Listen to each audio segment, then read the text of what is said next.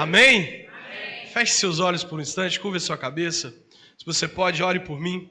Senhor Deus, em nome de Jesus, eu declaro, Pai, a minha dependência no Senhor. Eu declaro que preciso da presença do Senhor, Deus. Sem o Senhor eu não poderia estar nesse lugar. Existem irmãos neste lugar, Deus, que precisam ouvir a Tua voz nessa noite. Eles saíram de casa, Deus, na expectativa de ouvir a Tua voz através da palavra que será ministrada, Deus. Por isso eu te peço em nome de Jesus, que o Senhor possa falar aos nossos corações. Que o Senhor possa trazer a palavra revelada e que essa palavra produza frutos nessa noite, Deus. Frutos que serão colhidos para a glória do nome do Senhor. E os que concordam, digam amém. Amém. Pode sentar, fica à vontade no seu lugar. Nessa manhã, nós tivemos um momento muito bacana aqui na igreja, onde eu pude compartilhar sobre alguns problemas que os jovens têm enfrentado, problemas graves, problemas que têm feito uma juventude muitas vezes rebelde, muitas vezes problemática, e às vezes nós não sabemos o motivo. Por isso eu falei sobre esse tema na parte da manhã, e agora na parte da noite me pediram para falar sobre como fazer uma boa escolha. Quais são os passos para você poder fazer uma boa escolha para o casamento. Alguns de vocês que estão aqui vão ouvir essa mensagem talvez um pouco tarde, né? Já estão casados. Quando eu prego essa mensagem num culto de domingo à noite, no final do culto, algumas pessoas falam comigo assim: pastor, deveria ter ouvido essa mensagem uns 10 anos atrás. Deveria ter ouvido essa mensagem antes de casar, talvez. Talvez eu não estaria casado com a pessoa com quem eu estou hoje, né? Mas você que está casado, talvez aqui hoje você descubra onde você errou. Talvez aqui você descubra onde a pessoa com quem você se casou errou. E nunca é tarde, nunca é tarde para corrigir um erro, a menos que você já esteja morto. Quem aqui ainda está vivo, diga glória a Deus. Então não é tarde para você poder corrigir um erro. Ainda há tempo para você poder fazer essa correção. Abre sua Bíblia comigo em Provérbios, capítulo 4, verso de número 23. Provérbios, capítulo 4, verso 23.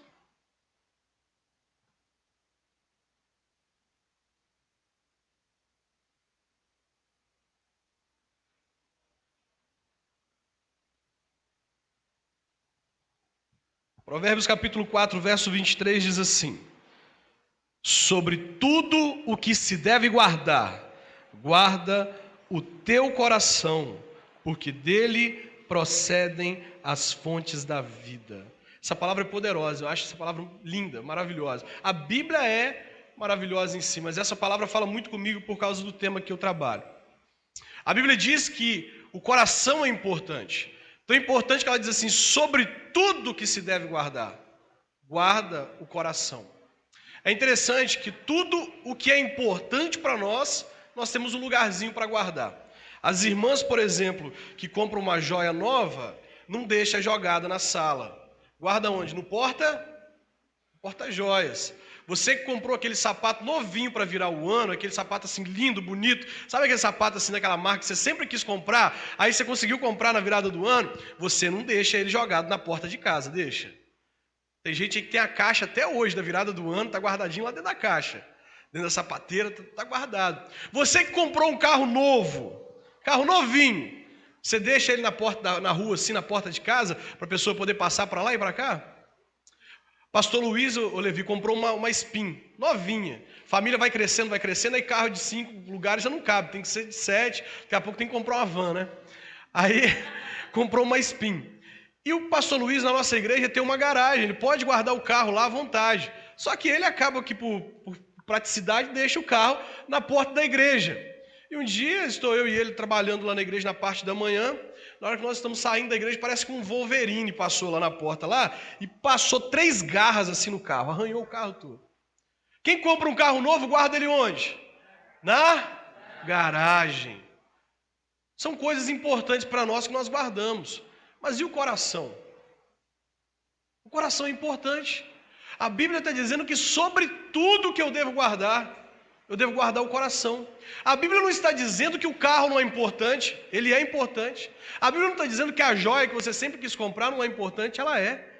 O sapato, ele é importante, mas o coração é importante sobre todas as coisas. De uma forma simbólica, nós dizemos que as emoções, os sentimentos estão todos aqui.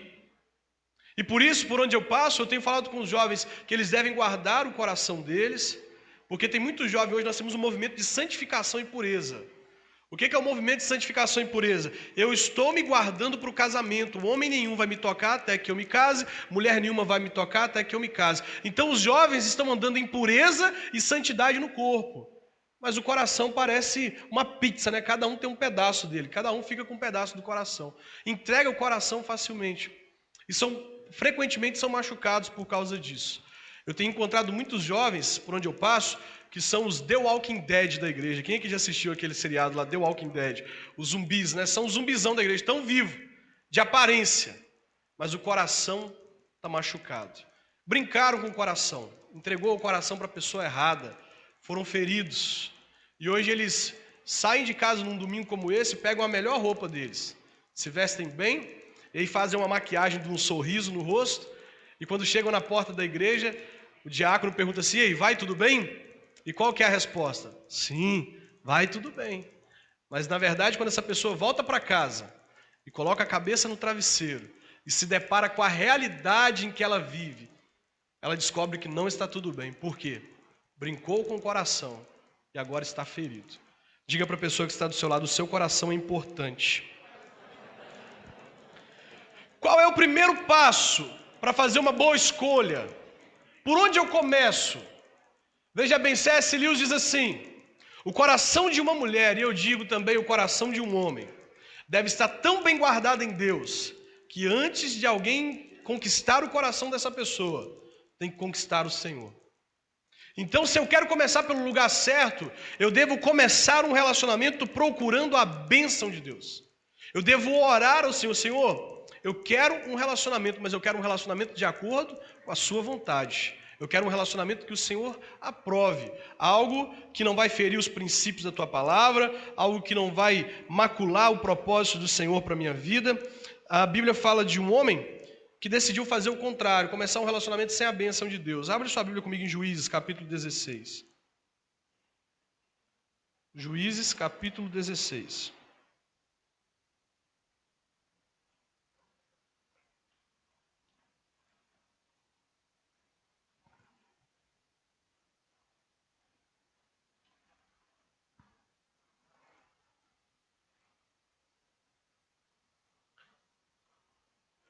Juízes, capítulo de número 16, verso 4. Quem encontrou, diga: eu achei. Diz assim o texto, verso 4. Depois disso, Sansão se apaixonou por uma mulher chamada Dalila, que morava no vale de Soreque. Então os governadores das 5 cidades dos filisteus foram falar com ela. Eles disseram assim: dê um jeito de Sansão contar a você porque ele é tão forte e como é que podemos dominar, amarrar e deixar sem defesa. Se você fizer isso, cada um de nós lhe dará 1.100 barras de prata. Veja bem, Deus já havia dito na sua palavra, se você ler a Bíblia no livro de Deuteronômio, capítulo 7, a partir do verso 34, você vai ver que Deus havia dito que o povo dele deveria se relacionar apenas com o povo dele. Que o povo dele não deveria ter relacionamento com pessoas de outros povos. Por quê? Porque o povo de Deus adora somente um Deus. E os outros povos tinham vários deuses e edificavam altares para esses deuses e faziam rituais e cultos, cerimônias a esses deuses, e por isso Deus havia dito que vocês se relacionem entre o meu povo. Abraão, quando foi fazer a escolha de uma esposa para Isaac, ele chamou o servo e falou com ele assim: não deixe que meu filho se case com mulheres deste povo onde eu estou morando, porque são idólatras, eles não servem a Deus. Você vai lá na casa de um parente meu buscar uma esposa para o meu filho. Nós temos evidências claras na Bíblia que entre os parentes de Abraão existiam convertidos, porque o próprio nome do pai da esposa de Isaac já diz isso. O nome Betuel significa o Senhor é Deus. Então já podemos dizer que existiam convertidos. Quando Betuel viu ali o servo de Abraão contando o motivo da estadia dele naquele lugar, ele falou assim: verdadeiramente foi Deus quem te conduziu até a minha casa. Então a Bíblia, ela nos mostra alguns problemas em nós nos relacionarmos com pessoas que não servem o mesmo Deus que nós, que não têm os mesmos princípios que nós. Então, começar um relacionamento com alguém que não pratica aquilo que nós praticamos, que não acredita naquilo que nós acreditamos, é perigoso. Esse texto, ele fala muito comigo porque procuraram uma mulher de Sansão, Dalila, e falaram com ela assim: descubra o segredo de Sansão, descubra a força de Sansão. O inferno, ele investe poderosamente para destruir a vida sentimental dos jovens. Ele investe. Aqui fizeram uma armação contra Sansão. Descubra para nós qual é o segredo dele.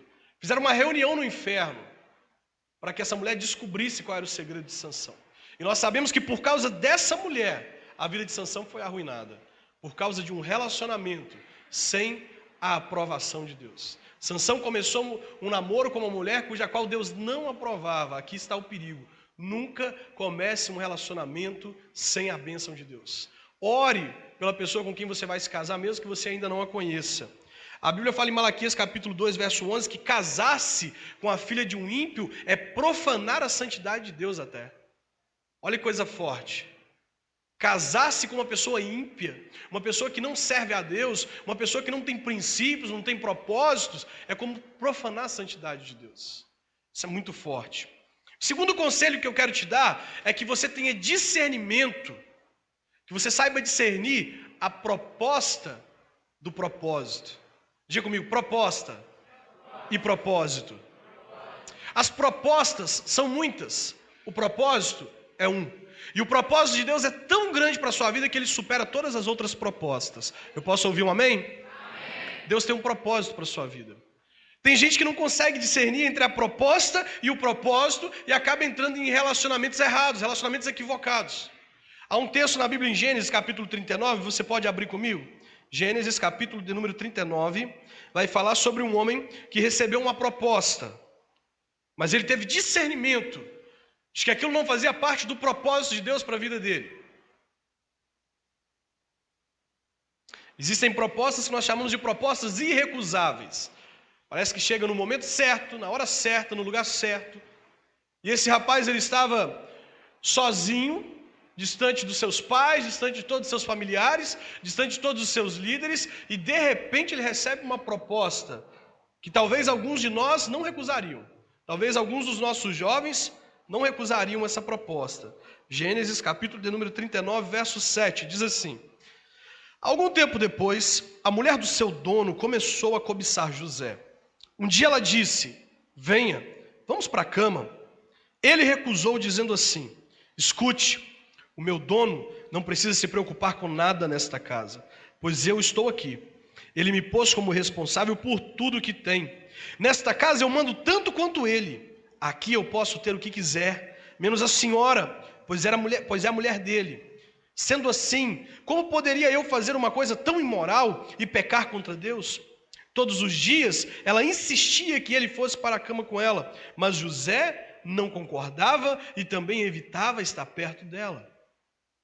Mas um pouco adiante, olha o que o texto diz: mas um dia, como de costume, ele entrou na casa para fazer o seu trabalho e nenhum empregado estava ali. Então ela o agarrou pela capa e disse: venha, vamos para a cama. Mas ele escapou e correu para fora, deixando a capa nas mãos dela. Além da proposta, essa mulher teve a audácia de ainda tentar agarrar ele, mesmo ele recusando. Ele entendeu que isso era errado, e geralmente as propostas, quando elas vêm para nós, quando são sugeridas a nós percebemos que elas são erradas. É engraçado que alguns jovens me procuram e falam assim: pastor, eles já sabem que está errado, já sabem que não vai dar certo. Eu e Levi vimos conversando sobre isso. Muitas vezes a pessoa vem procurando um cúmplice, para a doideira dela. Pastor, o negócio é o seguinte: eu estou gostando de um rapaz, eu estou gostando de uma moça, ela é muito legal, ela obedece à mãe, ela é muito legal, pastor, ela vai na escola, ela me respeita e tudo. Pastor, ela só tem um problema: ela não tem Deus, mas ela tem tudo, ela não tem Deus. Quem não tem Deus tem nada, ela já não tem nada. E aí esse jovem me procura para que eu seja cúmplice dele. Ele já sabe que está errado. Poxa, se a pessoa não tem Deus, já está errado. Então, quando essa mulher chegou para José e falou com ele: venha, vamos para a cama, ele entendeu: opa, peraí, isso não é certo. Ela tem marido, Eu sou um empregado nessa casa. Isso não faz parte do propósito de Deus para a minha vida. Deus tem coisa melhor para mim. Deus tem coisa melhor para a sua vida, amém?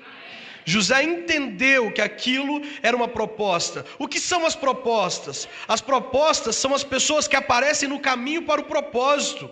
Aceitar as propostas é se alimentar das migalhas de Satanás enquanto Deus tem um banquete.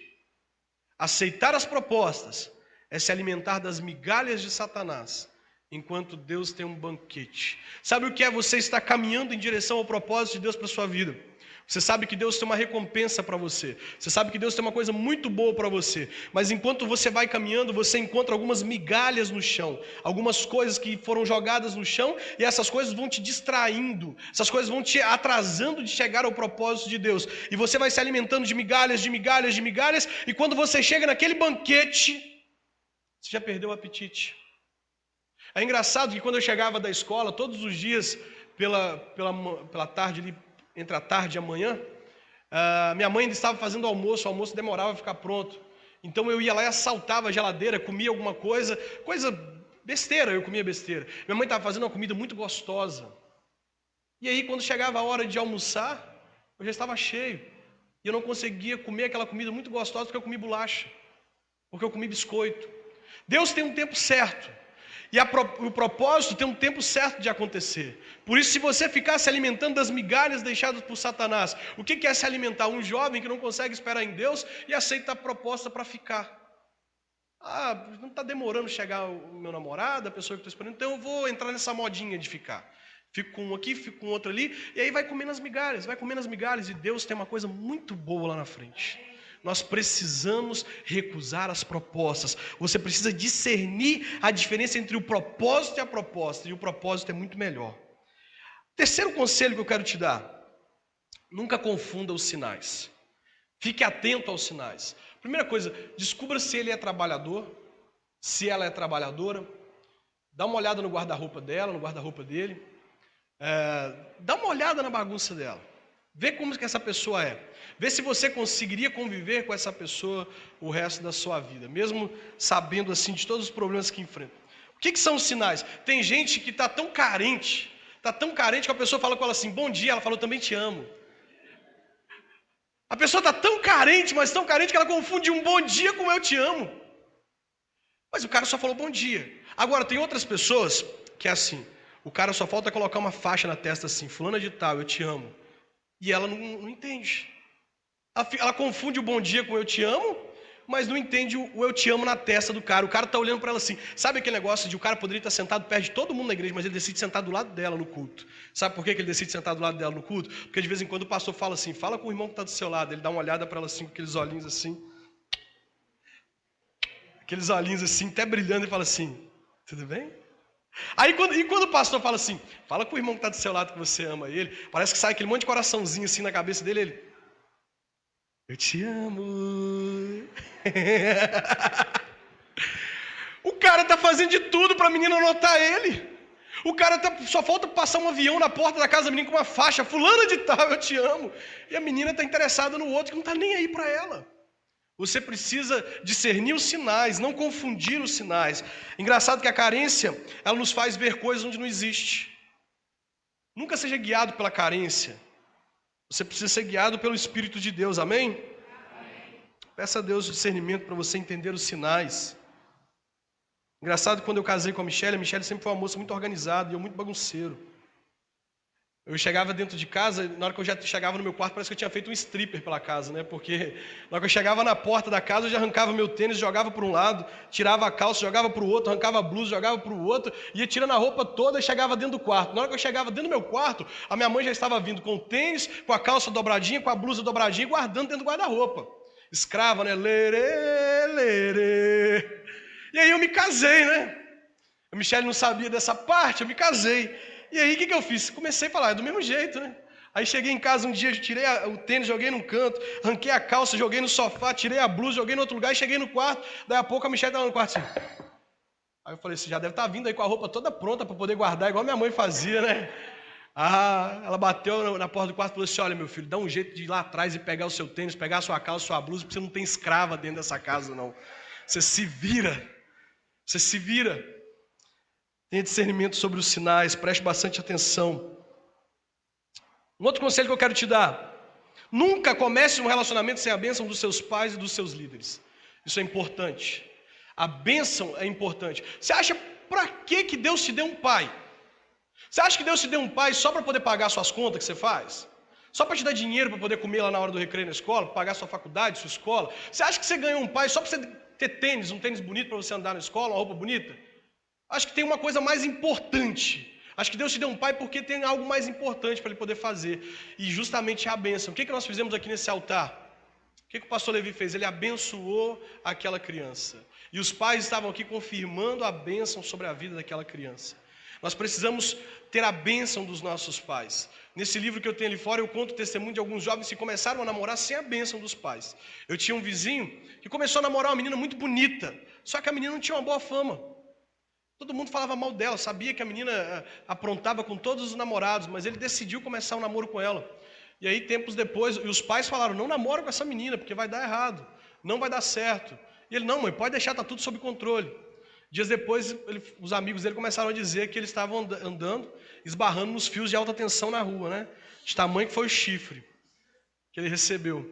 Eu lembro que, certa vez, eu estava namorando uma moça antes de me converter. Minha mãe falou comigo: Júnior, não vai dar certo. Eu falei: mãe, vai dar certo, pode ficar tranquila. Ela é bonitinha, ela é legal, vai dar certo. Minha mãe: filho, eu estou sentindo que isso não vai dar certo. Eu falei: mãe, fica na sua, quem manda aqui sou eu. Dias depois eu perdi um amigo e a namorada, porque ela deu uma volta com um amigo e eu perdi o amigo e a namorada. Por quê? Porque eu não ouvi os meus pais. Porque eu não ouvi o conselho da minha mãe. Hoje pela manhã eu disse que quando seus pais tentarem te ensinar, tente aprender, porque a vida não ensina com o mesmo amor. Há um texto na Bíblia, em Gênesis capítulo 27, você pode abrir comigo? Gênesis capítulo 27.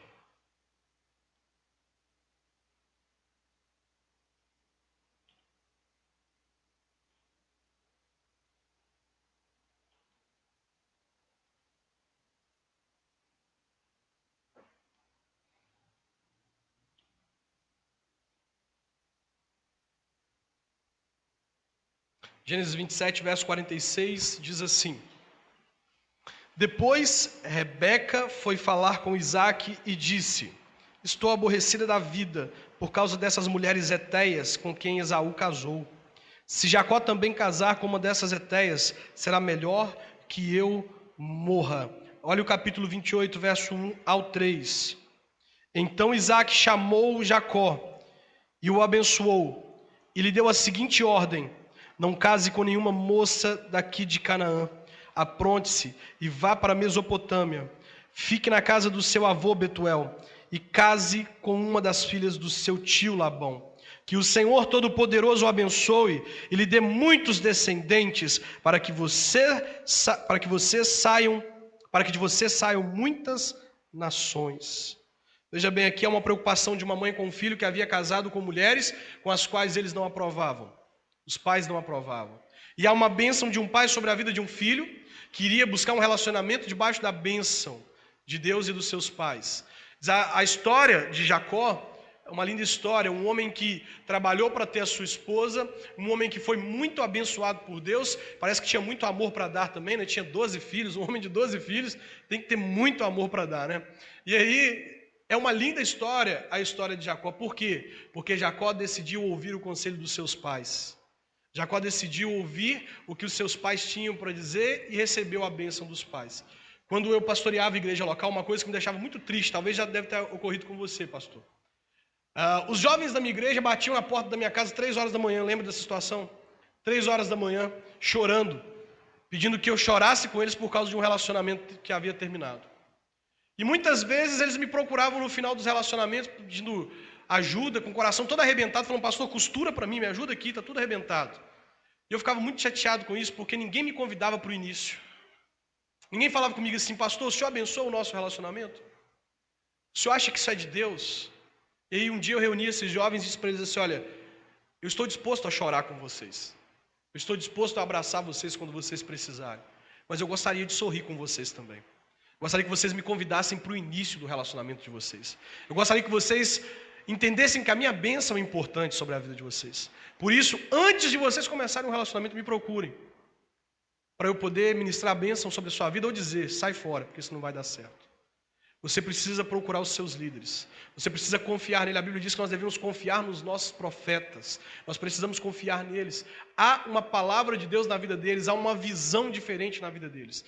Pastor enxerga o que ovelha não enxerga. Olhe para cá.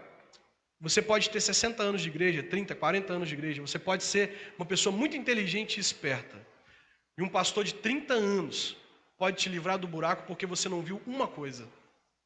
Uma coisa. Deus constituiu pastores para dirigir o rebanho dele. E quando Deus levanta um homem para pastorear uma igreja, Deus capacita esse homem. Eu tenho só 26 anos de idade. Eu já aconselhei homens de 50 anos, homens de 45 anos, homens que já têm uma caminhada pela frente. E alguns deles disseram, pastor, eu não tinha observado isso. Eu estava entrando por um caminho sem volta. Você precisa confiar nos seus líderes e procurar a bênção deles. Outro conselho que eu quero te dar, nunca na sua vida, ouça um conselho de pessoas sem experiência. Nunca. Procure pessoas que podem te aconselhar e ter uma experiência. Você que está solteiro, não procure uma pessoa solteira para você se aconselhar com ela, não procure uma pessoa casada. Porque o solteiro está caminhando do seu lado, o casado já está lá na frente. Ele pode te orientar de uma forma diferente. Procure pessoas com experiência. Provérbios capítulo 12, verso 5, abre lá comigo. Provérbios 12, verso 5.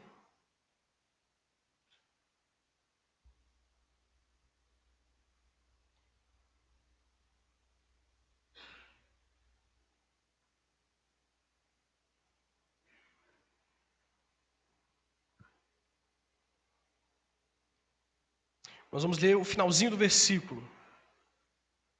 Depois da vírgula. O texto diz assim: o conselho do ímpio é enganoso. O conselho do ímpio é enganoso. Você deve procurar uma pessoa que possua maturidade para te aconselhar. Uma pessoa que já tem experiência. Um jovem de 13 anos aconselhando outro jovem de 13 anos vai dar problema. Vai dar conflito. Os dois vão só pensar em fazer coisa muito boa. Já pensou? Dois jovens se aconselhando. Isso não dá certo, gente. Procure pessoas com experiência para poder te aconselhar. Um outro conselho que eu quero te dar. Se um dia você se relacionou com alguém, preste atenção. Se um dia você se envolveu com alguém, por algum motivo esse relacionamento não deu certo, você deve liberar perdão para essa pessoa. Você deve liberar essa pessoa. Por quê? Porque enquanto você não libera o velho, Deus não manda o novo. Deus quer mandar o novo sobre a sua vida. Tem pessoas aqui que poderiam já ter chegado no propósito de Deus há muito tempo e não chegaram porque estão carregando o fardo da falta de perdão. E esse fardo tem impedido essa pessoa de alcançar o melhor de Deus. E isso se aplica em todas as áreas da nossa vida. Preste atenção, você que é casado, você que já tem a sua vida de casado, você pode não ter chegado no melhor de Deus para a sua vida ainda, porque você está carregando o fardo da falta de perdão. Esse fardo ele é pesado, ele atrasa as nossas vidas. Nós, quando perdoamos, nós nos sentimos mais leves e podemos avançar em direção ao propósito de Deus. É engraçado que o apóstolo Paulo foi um homem que sofreu muito na sua caminhada cristã.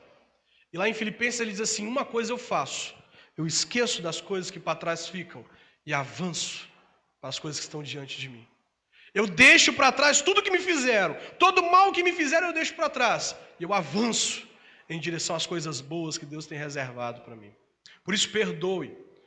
Perdoe. Deus não vai liberar o novo sobre a sua vida enquanto você não perdoar. Deus não vai mandar as bênçãos que você tanto busca enquanto você não perdoar. Enquanto existe mágoa no seu coração, há um impedimento para a ação de Deus. Deus não vai agir enquanto você não fizer a sua parte, deixando de lado toda a mágoa, toda a tristeza. Existem pessoas que, se nós fôssemos olhar, não mereciam o nosso perdão, mas nós também não merecemos o de Deus. Todos os dias nós fazemos coisas que desagradam o coração de Deus e nós, ainda assim, somos perdoados por Ele. Quando você perdoa, a bênção não é para o outro, a bênção é para você. Quem vai se ver livre é você. Para o outro pode não fazer diferença, mas o ato de perdoar tira de nós a carga, o fardo, e deixa que a gente avance.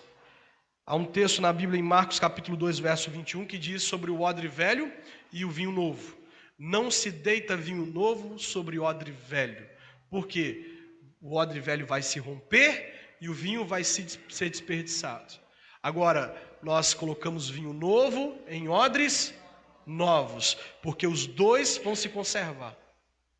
Deus tem um vinho novo para a sua vida, amém? Deus tem coisas boas para a sua vida. Uma coisa que você precisa fazer antes de começar um relacionamento, antes de dizer sim para qualquer pessoa, é orar, consultar a vontade de Deus, pedir a Deus a bênção dele sobre a sua vida. Eu e Michele, quando nós nos conhecemos, eu vim de um mundo perdido, de um mundo assim completamente depravado. Eu costumo dizer que eu era um cara muito ruim, pequei muito na área da minha sexualidade. Quando eu vim para a igreja, eu estava decidido a mudar de vida. E uma semana, 10 dias depois, eu e a Michele nos conhecemos. Ela se interessou por mim de cara, né? Não tem jeito. Na hora que ela olhou para mim, ela falou, esse é o homem da minha vida. É brincadeira. A Michele, quando eu ficava bêbado numa praça, drogado, ela passava por aquela praça e um dia ela me viu e Deus falou para ela assim, ore por esse rapaz. E a Michele orou por mim durante uns 2 anos sem me conhecer. Orou por misericórdia, esse rapaz bêbado, drogado, perdido, tá aí, Deus tem misericórdia desse menino, Deus salva ele. E um dia eu apareço de paraquedas na igreja dela, de frente para ela. E a gente começou a conversar, desenvolveu uma amizade. E 15 dias depois, eu pedi ela em namoro. E aí ela me ensinou o que era um namoro bíblico, um namoro santo. Nós oramos 6 meses antes de dar nosso primeiro beijo. Nós oramos 6 meses, pedindo a bênção de Deus, falando, Deus, nós queremos ser abençoados pelo Senhor. Nós queremos constituir uma família para a glória do Senhor. 6 meses depois, nós começamos um namoro. E aí, como eu tive problemas antes de vir para a igreja com a minha sexualidade, durante os 6 meses de oração estava tudo tranquilo, né? Eu não tinha desejo pecaminoso nenhum, a carne estava sob controle. Só que na hora que eu dei o primeiro beijo nela, alguma coisa aconteceu, os hormônios ressuscitaram, a carne ficou muito louca, e aí eu comecei a querer outras coisas. A Michele é uma moça muito santa, uma moça dedicada ao Senhor. Ela não concordava com os meus desejos, nós nunca partimos para o ato assim, de pecar, mas ela já sentia que tinha uma coisa errada comigo, e eu também sabia que existia uma coisa errada comigo. E um dia eu percebi que eu poderia atrapalhar a vida espiritual dela, que eu poderia destruir a minha vida e a dela se eu continuasse insistindo naquilo que eu queria. Eu procurei a Michele e falei com ela assim, olha Michele, eu te amo muito, eu não quero estragar a sua vida, eu gostaria de sugerir uma coisa a você, 2 coisas. Ou a gente termina hoje, você segue sua vida, eu sigo o meu caminho para não te prejudicar, ou a gente volta a orar e a gente faz isso até o dia do nosso casamento, a gente para de se tocar, faz isso até o dia do nosso casamento. Eu e a Michele namoramos 15 dias, terminamos o nosso namoro com 15 dias e oramos até o dia do nosso casamento, 1 ano e 8 meses depois. Nós consagramos o nosso namoro ao Senhor. Nós decidimos tirar do nosso namoro todo toque, toda carícia, tudo, beijo, nós tiramos tudo. E decidimos esperar pela vontade de Deus até no nosso casamento. No dia do nosso casamento nós nos beijamos muito. Foi uma bênção, não sei se o céu desceu, se a terra subiu. Eu sei que tinha anjos naquele lugar. E eu sei que foi tão bom que depois você dá uma passadinha ali fora, dá uma olhada na minha filha para você ver se não valeu a pena. Foi uma noite de muito amor, Foi muito capricho naquela noite. Nós decidimos orar ao Senhor. Nosso maior erro é começar coisas sem ouvir a voz de Deus antes. É iniciar relacionamentos, trabalhos, estudos, sem antes perguntar, Deus, é isso que o Senhor tem para mim? Eu estou andando na vontade do Senhor? Muitos de nós evitariam problemas, evitariam circunstâncias adversas, se antes tivesse ouvido a voz de Deus ou lido a sua palavra. Uma vez eu aconselhei um jovem que estava sendo interno em uma clínica de recuperação na minha cidade. Ele teve envolvimento com álcool por causa de um namoro, a namorada terminou com ele, ele se afogou no álcool. E aí ele estava numa clínica de recuperação há 8 meses, faltando 1 mês para o tratamento dele terminar. E ele se interessou por uma moça da minha cidade. Ele veio me procurar, o Júnior, você fala de namoro, aonde você vai? Eu queria um conselho. Eu falei, pode falar.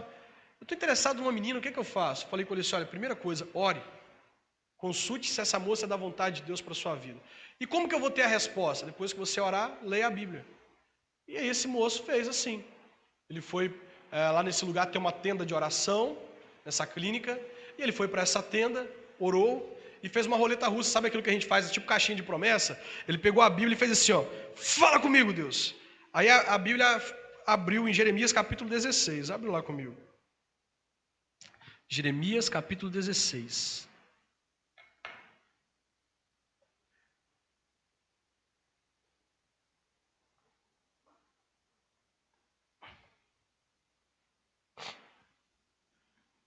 Jeremias capítulo 16, verso 2, na minha linguagem, diz assim: não case, nem tenha filhos neste lugar.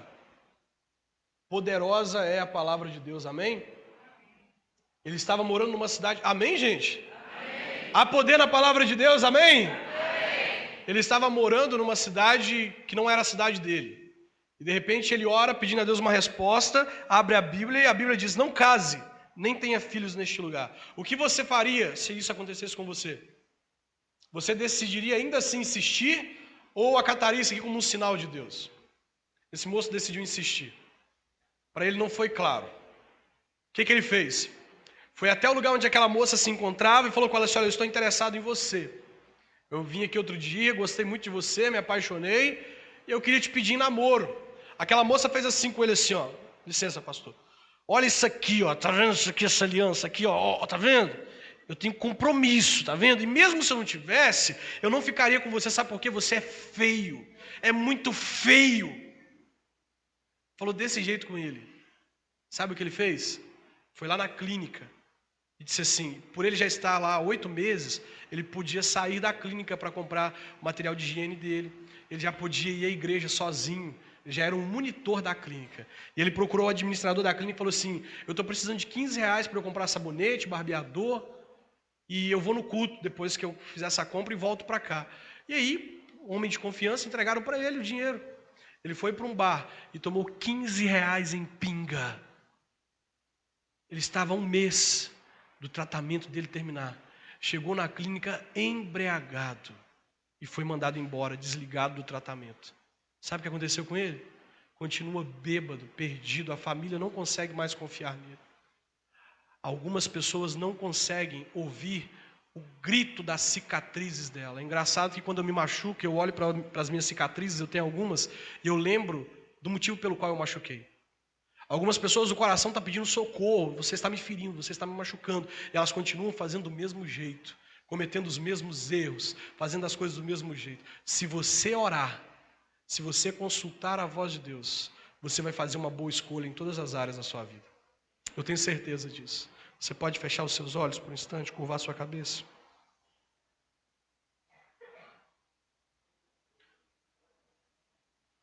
Como fazer uma boa escolha na minha vida sentimental? Tem pessoas neste lugar, eu não preciso ser profeta para afirmar isso. Não preciso ser um homem espiritual para poder dizer isso. Existem pessoas neste lugar que já erraram muito. Já erraram muito na área sentimental da vida delas. Algumas pessoas, o coração está machucado, ferido. E nessa noite, o Senhor quer curar o seu coração. Nós precisamos dar importância para o nosso coração, para a nossa vida sentimental, porque uma pessoa com a vida sentimental abalada, ela é uma pessoa infeliz. Você pode perder dinheiro, você pode perder o carro, mas quando os nossos sentimentos estão desordenados, quando nós temos um problema na área dos nossos sentimentos, nós somos infelizes. Muito infelizes. O Senhor quer ministrar sobre a sua vida nessa noite. Essa palavra que foi ministrada, Ele quer trazer sobre a sua vida uma unção de cura. Ele quer trazer discernimento ao seu coração para que você faça uma boa escolha. Eu sei que tem muitas pessoas aqui que já são casadas. Tem pessoas neste lugar que já têm uma família abençoada. Alguns cometeram um erro na sua vida antes, no momento que deveriam fazer uma boa escolha. Mas nessa noite o Senhor está dizendo a você: ainda há tempo para consertar. Eu posso fazer da sua casa um pedaço do céu na terra. Eu posso fazer a sua casa ser uma bênção. Eu posso transformar a bagunça que aconteceu. Eu posso organizar ela e fazer do seu lar uma bênção. Eu gostaria de orar nessa noite por jovens, em primeiro lugar, que estão nesse lugar aqui, mas gostariam de dizer para Deus assim: Deus, eu quero encontrar um um amor para a vida inteira. Eu não quero encontrar um relacionamento passageiro. Eu não quero ser passatempo para ninguém. Eu não quero que ninguém brinque com os meus sentimentos. Não quero que as pessoas... Não quero ser um passatempo e não quero que outra pessoa seja um passatempo na minha vida. Eu quero o melhor do Senhor. O desejo de Deus é que você constitua um relacionamento e que esse relacionamento seja para a vida toda. Eu sei que no seu coração, você pode ser muito novo até, tenho só 13 anos, Júnior. Mas no seu coração, você também deseja encontrar alguém que te ame, te respeite, te honre, que caminhe do seu lado todos os dias, que te levante quando você estiver fraco. Você quer encontrar um amor para a vida toda, todos nós queremos. Esse desejo foi Deus que colocou no nosso coração. Eu queria orar por pessoas que querem dizer isso para Deus. Deus, eu quero encontrar alguém especial. Alguém que venha da vontade do Senhor para a minha vida. Eu não quero errar. Quem aqui gostaria de dizer isso para Deus? Fique de pé no seu lugar. Você que quer dizer isso para Deus hoje? Senhor, eu quero encontrar alguém que venha da sua vontade. Pastor, só tenho 13 anos. É o momento certo. Pastor, só tenho 12 anos. É o momento certo. É o momento de você dizer, pastor, eu sou solteiro, então é para você esse apelo. Você que é solteiro e quer encontrar alguém da vontade de Deus. Alguém que venha do propósito de Deus para sua vida e te ajude a cumprir o seu propósito. Se você quer dizer isso para Deus, fique de pé. Pastor, eu já estou namorando. Você pode dizer para Deus, Deus, então que seja essa pessoa. Mas se não for, que o Senhor arrume alguém melhor para ela e arrume alguém melhor para mim. Nós precisamos buscar a vontade de Deus. Precisamos buscar a vontade do Senhor. Coloque a mão sobre o seu coração, você que está de pé. Gostaria de fazer um segundo apelo antes de orar. Gostaria de orar por aqueles que estão, por algum motivo, enfrentando algum problema no casamento. Vamos ser sinceros. Se por algum motivo você está enfrentando um problema no seu casamento, eu gostaria que você também se colocasse de pé para receber uma oração. Tenho certeza que Deus pode transformar o seu casamento. Deus pode mudar a história em qualquer situação. Eu quero orar por esses que estão de pé. Senhor, em nome de Jesus, eu oro por esses jovens que ficaram de pé primeiro, Deus. Eu oro pedindo ao Senhor, Pai, que sonde o coração deles. Alguns estão de pé dizendo assim, eu já errei muito nessa área. Eu já falei muito. Eu já tentei fazer do meu jeito e não consegui. Por isso, nessa noite, eu quero fazer do jeito do Senhor. Eu quero que o Senhor me mostre uma pessoa que preencha os propósitos e os princípios bíblicos. Pai, no nome de Jesus, eu oro pedindo ao Senhor que traga discernimento sobre a vida desses que estão de pé. Que eles não falhem nessa área tão importante da vida, Deus. Que se um dia eles falharam, Deus, eles recebam a cura agora no nome de Jesus. Pai, eu oro para que eles hoje, nessa noite, saiam daqui, Deus, liberando perdão para qualquer que seja a pessoa que feriu eles no passado, Deus. Eu peço ao Senhor que no nome de Jesus, esses irmãos saiam daqui nessa noite para experimentarem o melhor do Senhor. Eu creio que o Senhor tem coisas boas para as nossas vidas. Eu creio, Pai, que o Senhor pode trazer a cura sobre as nossas feridas. E eu creio, Pai, que esses jovens que estão de pé terão famílias abençoadas. Por isso, Deus, eu oro pelo dia do casamento deles. Pela fé, olhe para frente e se imagine dentro da igreja se casando. A fé, ela vai lá no dia do seu casamento. Ela faz você enxergar tudo que Deus tem preparado para a sua vida. E ela volta aqui para dizer para o seu coração, vale a pena esperar em Deus. Vale a pena fazer do jeito de Deus.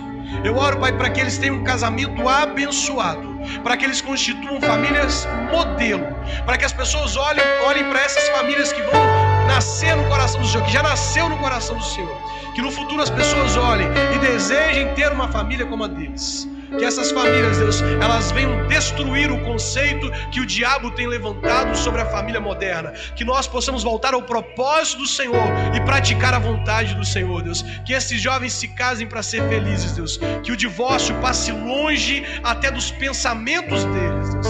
Que o Senhor possa trazer a felicidade que eles tanto esperam, Deus. Eu oro, Pai, por esses irmãos que estão de pé também, que disseram que estão enfrentando um problema no casamento deles, Deus. O Senhor sabe qual é o problema, o Senhor sabe qual é a situação. Nós não podemos discernir o que é que está acontecendo, Deus, mas o Senhor sabe, e nós pedimos ao Senhor que entre com providência, Deus. Não é desejo do Senhor que uma família seja destruída, não é desejo do Senhor que um casal se separe. Por isso, Pai, traga, Deus, as bênçãos do Senhor sobre esses casais aqui representados. Que o Senhor, Deus, possa trazer a paz, que o Senhor possa trazer a harmonia do céu para dentro dessa casa. Se há alguém de pé, Deus, que está dizendo assim: o meu marido, a minha esposa ainda não serve ao Senhor, nós pedimos pela fé e nós clamamos no mundo espiritual pela conversão dessa pessoa, Deus. Nós poderemos dizer no futuro: eu e a minha casa serviremos ao Senhor, Deus.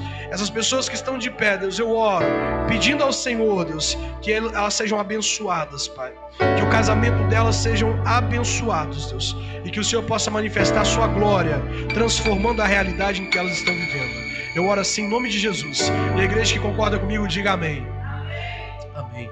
Pode sentar no seu lugar, ficar à vontade. Glória a Deus. Louvado seja o nome do Senhor. Deus tem coisas boas para as nossas vidas. A nossa vida sentimental é importante para Deus. Deus se importa com a guerra lá no Oriente Médio, se importa. Deus se importa com as pessoas que estão morrendo, que estão feridas lá. Mas Deus também se importa com o seu coração. Deus também se importa com os seus sentimentos. Se importa tanto que colocou no coração do seu pastor me trazer lá de Caratinga para poder falar com você. Antes de nós terminarmos e eu passar a palavra para o pastor, eu gostaria de fazer um outro apelo. Por isso eu gostaria de pedir à igreja que feche os olhos, curve a cabeça e esteja orando comigo. Você que já está em Cristo, eu conto com a sua intercessão. Gostaria de saber se neste lugar existe alguém que veio a este culto e desde que entrou por aquela porta, o Espírito Santo está falando ao coração dela: este é o seu dia. Talvez você entrou por aquela porta e eu estou pregando e você só está ouvindo a voz do Espírito dizendo assim: eu preparei esse dia para você, eu preparei esse momento para você. Eu gostaria de orar por algumas pessoas neste lugar que gostariam de dizer assim: eu quero entregar a minha vida a Jesus. Talvez você veio aqui e ouviu dizer que existe uma forma de viver e essa forma é a vontade de Deus, e você até hoje não está vivendo na vontade de Deus. Você está vivendo dias de choro, dias de tristeza, porque tem vivido do seu jeito.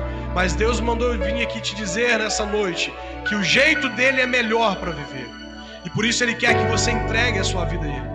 Existe alguém nesse lugar que gostaria de entregar a vida a Jesus? Levante a sua mão bem alto, dá um tchau para mim, só para eu saber. Amém, amém, glória a Deus. Mais alguém? Amém, amém. Mais alguém que gostaria de entregar a vida para Jesus hoje? Mais alguém?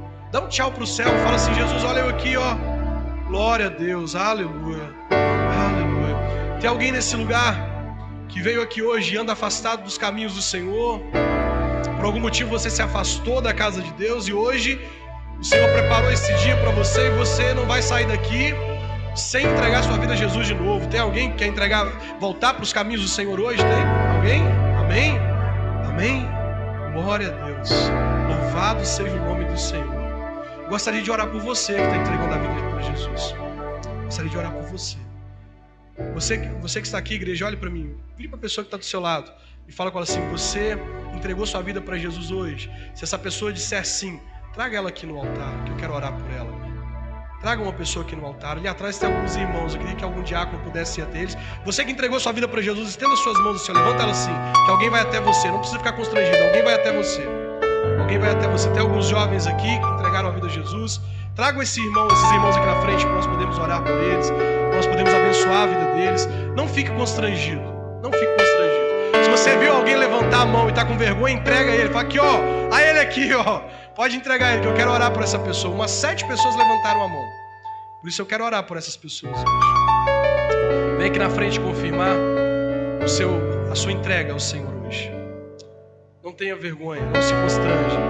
O Senhor vai receber a sua vida e vai te abençoar muito mais. Onde estão as outras pessoas? 7 pessoas levantaram a mão. Não vai vir, pode ficar no seu lugar. O Senhor te recebe onde você está. Eu vou orar por esses irmãos que aqui estão.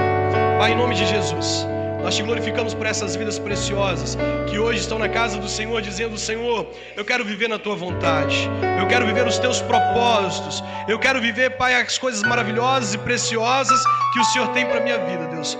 Por isso eu oro por esses irmãos, Pai. A igreja de Nova Vida em Barra do Piraí, Deus, recebe eles como parte dessa família.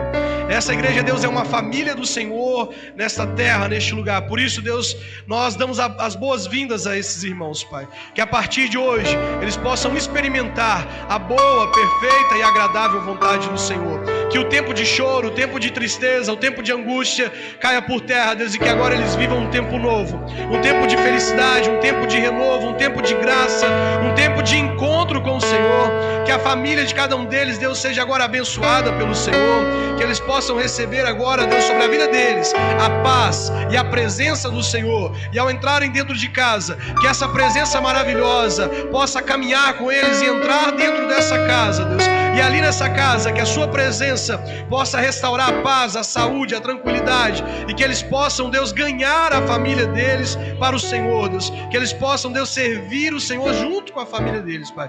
Nós, a igreja do Senhor, concordamos com isso e os abençoamos em nome de Jesus. E a igreja diga amém. Deus abençoe vocês. Depois